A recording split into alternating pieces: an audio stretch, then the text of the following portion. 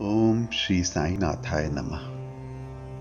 श्री साई सच्चरित्र अध्याय 45 संदेह निवारण।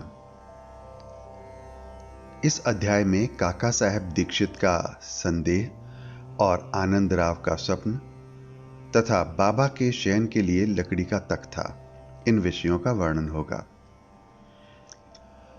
गत 3 अध्यायों में बाबा के निर्वाण का वर्णन किया गया है। इसमें कोई संदेह नहीं कि अब बाबा का साकार स्वरूप लुप्त हो गया है, परंतु उनका निराकार स्वरूप सदैव विद्यमान रहेगा।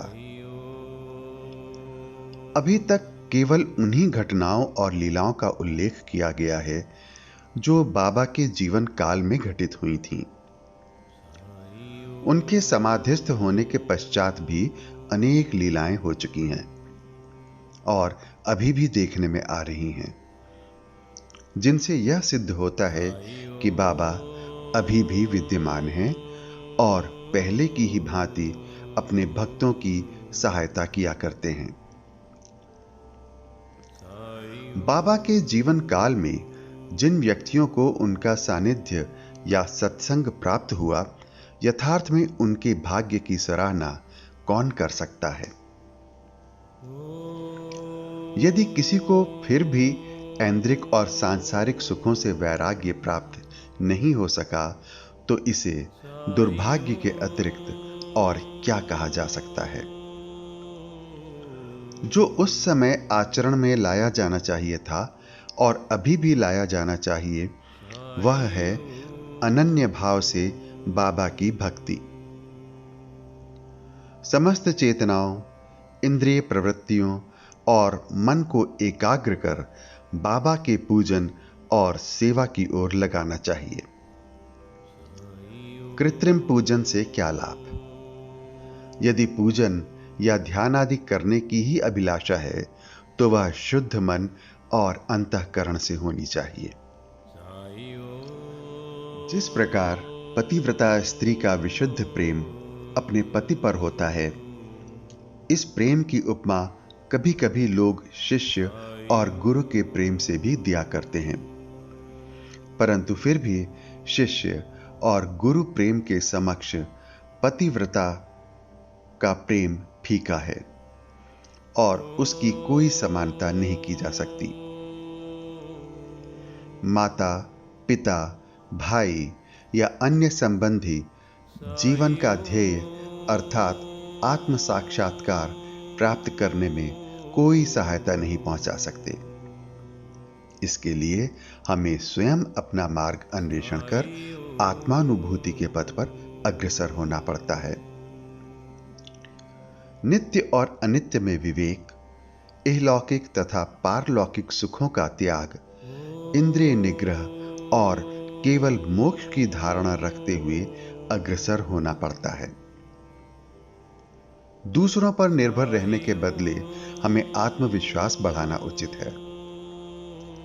जब हम इस प्रकार विवेक बुद्धि से कार्य करने का अभ्यास करेंगे, तो हमें अनुभव होगा कि यह संसार नाशवान और मिथ्या है। इस प्रकार की धारणा से सांसारिक पदार्थों में हमारी आसक्ति उत्तरोत्तर घटती जाएगी और अंत में हमें उनसे वैराग्य उत्पन्न हो जाएगा। तब कहीं जाकर आगे चलकर यह रहस्य प्रकट होगा कि ब्रह्म हमारे गुरु के अतिरिक्त दूसरा कोई नहीं, वरन यथार्थ में वे ही सद्वस्तु अर्थात परमात्मा हैं। और यह रहस्योद्घाटन होता है कि यह दृश्यमान जगत उनका ही प्रतिबिंब है। अतः इस प्रकार हम सभी प्राणियों में उनके ही रूप का दर्शन कर उनका पूजन करना प्रारंभ कर देते हैं, और यही समत्व भाव दृश्यमान जगत से विरक्ति प्राप्त कराने वाला मूल मंत्र है। इस प्रकार जब हम ब्रह्म या गुरु की अनन्य भाव से भक्ति करेंगे, तो हमें उनसे अभिन्नता की प्राप्ति होगी और आत्मानुभूति की प्राप्ति सहज हो जाएगी। संक्षेप में यह कि सदैव गुरु का कीर्तन और उनका ध्यान करना ही हमें सर्वभूतों में भगवत दर्शन करने की योग्यता प्रदान करता है और इसी से परमानंद की प्राप्ति होती है। निम्नलिखित कथा इस तथ्य का प्रमाण है। काका साहेब का संदेह तथा आनंदराव का स्वप्न। यह तो सर्वविदित ही है कि बाबा ने काका साहेब दीक्षित को श्री एकनाथ महाराज के 2 ग्रंथ, पहला श्रीमद् भागवत और दूसरा भावार्थ रामायण का नित्य पठन करने की आज्ञा दी थी। काका साहेब इन ग्रंथों का नियम पूर्वक पठन बाबा के समय से ही करते आए हैं और बाबा के समाधिस्थ होने के उपरांत अभी भी वे उसी प्रकार अध्ययन कर रहे हैं। एक समय बंबई के चौपाटी में काका साहेब प्रातःकाल एक नाथी भागवत का पाठ कर रहे थे। माधवराव देशपांडे अर्थात श्यामा और काका महाजनी भी उस समय वहां उपस्थित थे तथा ये दोनों ध्यानपूर्वक पाठ श्रवण कर रहे थे। उस समय 11वें स्कंद के 2 अध्याय का वाचन चल रहा था, जिसमें नवनाथ अर्थात ऋषभ वंश के सिद्ध यानी कवि, हरि, अंतरिक्ष, प्रबुद्ध, पिप्पलायन, आविर्होत्र, द्रुमिल, चमस और करभाजन का वर्णन है, जिन्होंने भागवत धर्म की महिमा राजा जनक को समझाई थी। राजा जनक ने इन नवनाथों से बहुत महत्वपूर्ण प्रश्न पूछे और इन सभी ने उनकी शंकाओं का बड़ा संतोषजनक समाधान किया था। अर्थात कवि ने भागवत धर्म, हरि ने भक्ति की विशेषताएं, अंतरिक्ष ने माया क्या है, प्रबुद्ध ने माया से मुक्त होने की विधि, पिप्पलायन ने पर ब्रह्म के स्वरूप, आविर्होत्र ने कर्म के स्वरूप, द्रुमिल ने परमात्मा के अवतार और उसके कार्य, चमस ने नास्तिक की मृत्यु के पश्चात की गति एवं करभाजन ने कलिकाल में भक्ति की पद्धतियों का यथाविधि वर्णन किया। इन सब का अर्थ यही था कि कलियुग में मोक्ष प्राप्त करने का एकमात्र साधन केवल हरि कीर्तन या गुरु चरणों का चिंतन ही है। पठन समाप्त होने पर काका साहेब बहुत निराशापूर्ण स्वर में माधवराव और अन्य लोगों से कहने लगे कि नवनाथों की भक्ति पद्धति का क्या कहना है, परंतु उसे आचरण में लाना कितना दुष्कर है। नाथ तो सिद्ध थे, परंतु हमारे समान मूर्खों में इस प्रकार की भक्ति का उत्पन्न होना क्या कभी संभव हो सकता है? अनेक जन्म धारण करने पर भी वैसी भक्ति की प्राप्ति नहीं हो सकती, तो फिर हमें मोक्ष कैसे प्राप्त हो सकेगा? ऐसा प्रतीत होता है कि हमारे लिए तो कोई आशा ही नहीं है। माधवराव को यह निराशावादी धारणा अच्छी न लगी। वे कहने लगे कि हमारा तो अहोभाग्य है, जिसके फलस्वरूप ही हमें साईं सदृश अमूल्य हीरा हाथ लग गया है। तब फिर इस प्रकार निराशा का राग आलापना उचित नहीं है। यदि तुम्हें बाबा पर अटल विश्वास है, तो फिर इस प्रकार चिंतित होने की आवश्यकता ही क्या है? माना कि नवनाथों की भक्ति अपेक्षाकृत अधिक दृढ़ और प्रबल होगी, परंतु क्या हम लोग भी प्रेम और स्नेह पूर्वक भक्ति नहीं कर रहे हैं? क्या बाबा ने अधिकारपूर्ण वाणी में नहीं कहा है कि श्रीहरि या गुरु के नाम जाप से मोक्ष की प्राप्ति होती है? तब फिर भय और चिंता का स्थान ही कहां रह जाता है? परंतु फिर भी माधवराव के वचनों से काका साहब का समाधान न हुआ। वे फिर भी दिन भर व्यग्र और चिंतित ही बने रहे।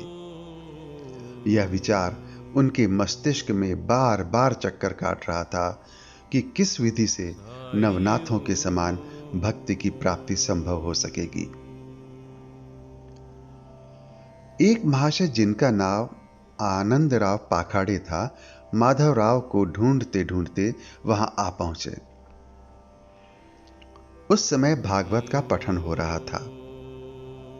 श्री पाखाड़े भी माधवराव के समीप ही जाकर बैठ गए और उनसे धीरे धीरे कुछ वार्तालाप करने लगे। वे अपना स्वप्न माधवराव को सुना रहे थे। इनकी कानाफूसी के कारण पाठ में विघ्न उपस्थित होने लगा। अतएव काका साहब ने पाठ स्थगित कर माधवराव से पूछा, क्यों, क्या बात हो रही है? माधवराव ने कहा, कल तुमने जो संदेह प्रकट किया था, यह चर्चा भी उसी का समाधान है। कल बाबा ने श्री पाखाड़े को जो स्वप्न दिया है, उसे इनसे ही सुनो। इसमें बताया गया है कि विशेष भक्ति की कोई आवश्यकता नहीं, केवल गुरु को नमन या उनका पूजन करना ही पर्याप्त है।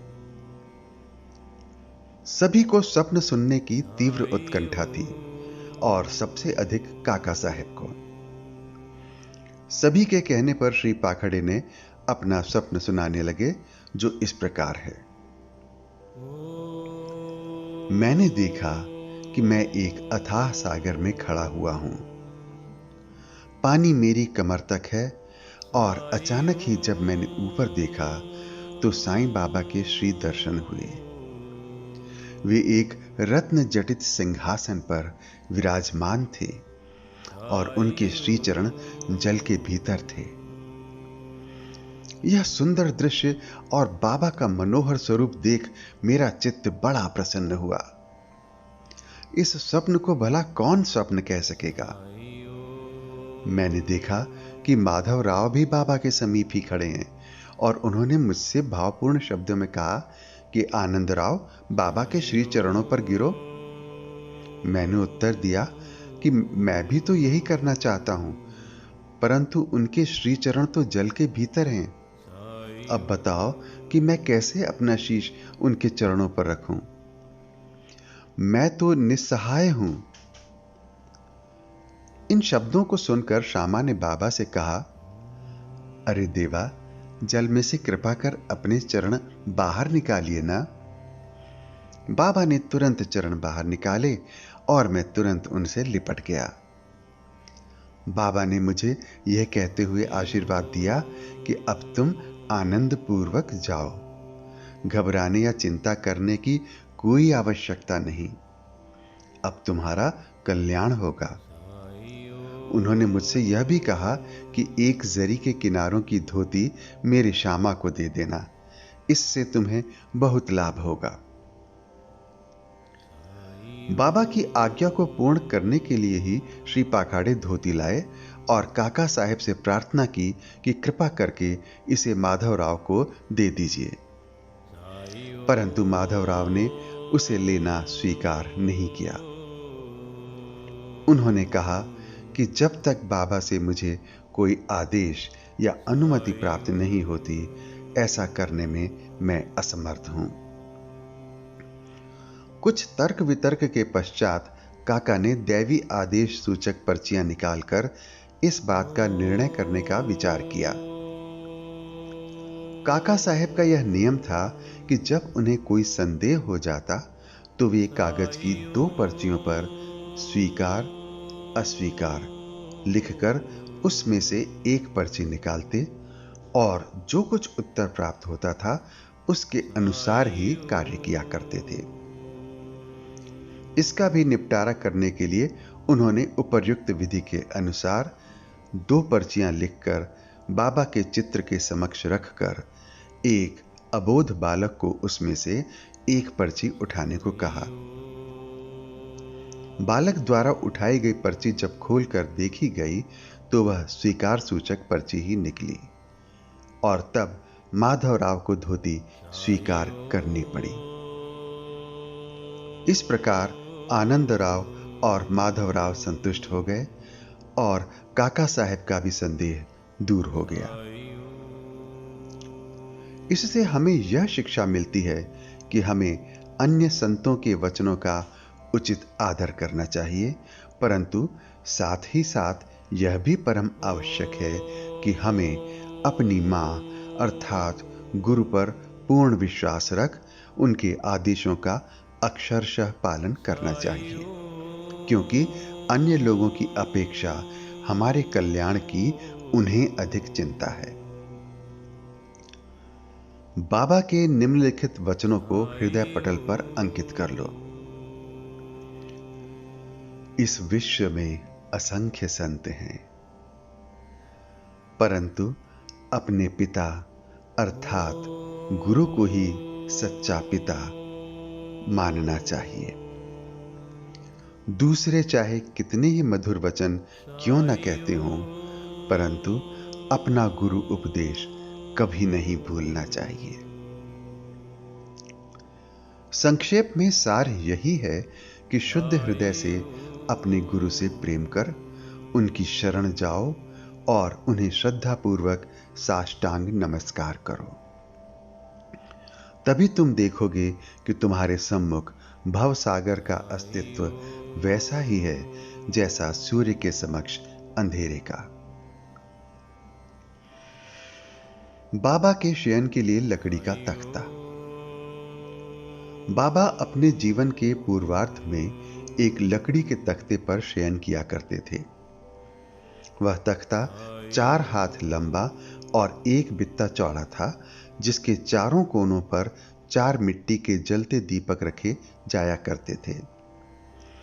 बाद में बाबा ने उसके टुकड़े टुकड़े कर डाले थे, जिसका वर्णन गत अध्याय 10 में हो चुका है।